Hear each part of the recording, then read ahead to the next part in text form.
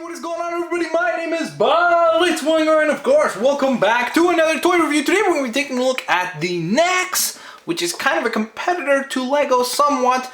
It's also a form of a construction toy kind of thing where you build things, so it's very similar to Lego, but it is of course the Angry Birds Red versus Small Minion Pig.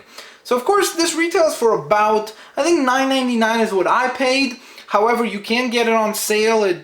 These figures do go, these sets I should say, do go on sale quite often between the $7.50 and then at some places I've actually checked, they actually retail for a little bit higher than $9.99, around $12.99 or so, at least in Canada. So that being said, let's take a look at the packaging here. Of course, you've got a really nice image of Red flying over to this poor small minion pig who does not look too happy. He's like, oh my, this is not going to go too well, now is it?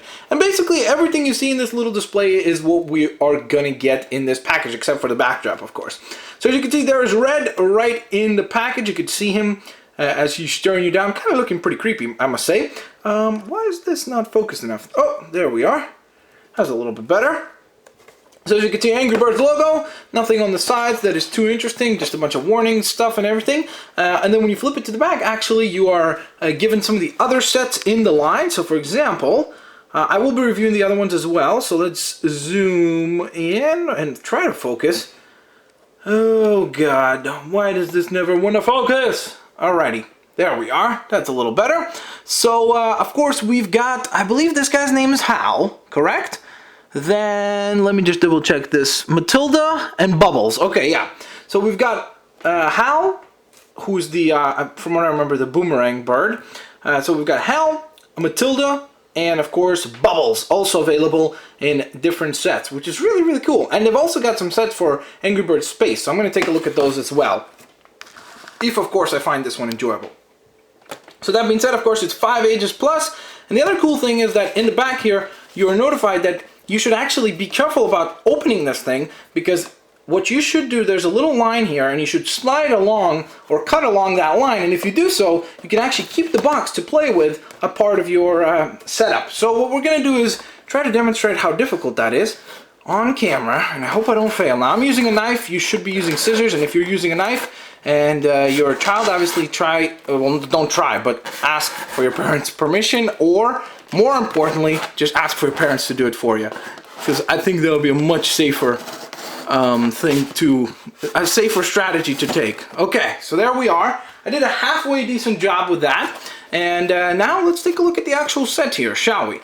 So I'm going to go ahead and open this up and assemble it for you guys, and then I'll show it to you guys, okay? Well, there is everything that comes in that box right there. It's all out of package and all assembled for our enjoyment and pleasure. So of course we've got the little catapult machine here, which was probably the most time-consuming thing to build. Overall, I would say this whole thing takes less than 5 minutes to assemble. I would say even for a kid, it's really, really simplistic. The one tidbit that I will point to, when you're assembling this, the first time you assemble this, you might get the feeling, again, you might, maybe you don't, like I got that feeling. So the idea was that I kind of just let the yellow bar here rest.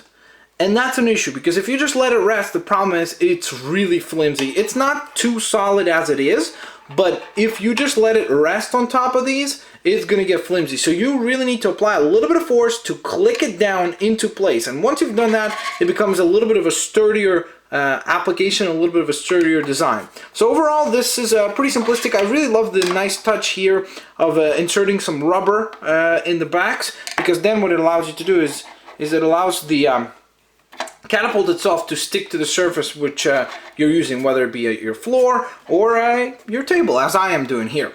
So of course then we've got this cool little set here, which is the small minion pig, and of course also the treasure chest here, which again, I don't know why my camera has certain issues in regards to focusing. I don't know what it is wrong with this thing. Come on! There we are. Alrighty, so of course you get this nice treasure chest, which unfortunately does not open. Would have been kind of a cool little tidbit or a nice touch. And you get the minion pig, which comes basically disassembled in 2 parts. You just need to snap it together, as well as a couple of additional blue bricks there as well, which I was actually kind of impressed by the quality of these, because usually competitors of Lego don't particularly fare well. Like, they feel really flimsy and cheap. These don't feel as good as Lego by any means necessary, but they weren't too bad, which impressed me. Alrighty, so then of course the main event is Red himself, the big star of the show, so to speak. Looking pretty boss. What surprised me the most about this thing was the material that this is made out of. I thought it would be just hollow plastic, but it's actually kind of like, do you know those little ping pong balls that you buy that you bounce and they kind of go all over the place? Well, it's kind of a very similar material where it's kind of like a hard rubber and stuff, which is really, really cool and kind of impressed me, I must be honest. I was hoping that the beak would open. Unfortunately, it does not. That would have been, again, a nice little touch as well. But overall, definitely very, very characterful and looks a lot like he does in the game. Now, the one thing you will notice is this. He does not have that in the game. As if somebody took a bite out of him, like he's a watermelon or something. Or I guess maybe a turkey for Christmas. But the thing that is for is so that you could actually hoist him into the catapult launcher here. So the way it works is you've got these two little holders that are going to clip around, and they don't really clip around. You just really kind of just need to slide them onto there, and that is pretty much it. And then of course, if you know what's going to happen, you just press this and away he go. Now I wanted to experiment and try if I could do it with just hitting the minion pig itself, so I guess we could try that. Alrighty, here we go.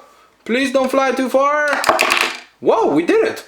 That went well better than I thought. Okay, fantastic. So I guess you could just hit the minion pig itself, but the other way that they recommend to play is with the box itself. So one thing about this I would recommend for a tidbit or a tip, when you get this unpackaged, there's a little plastic in there, like a shell, that everything comes in. Do not throw it out, because if you throw it out, what happens is the box becomes really, really easy to tip over. And you want it to be a little bit sturdy, obviously, to give you a wee bit of a challenge.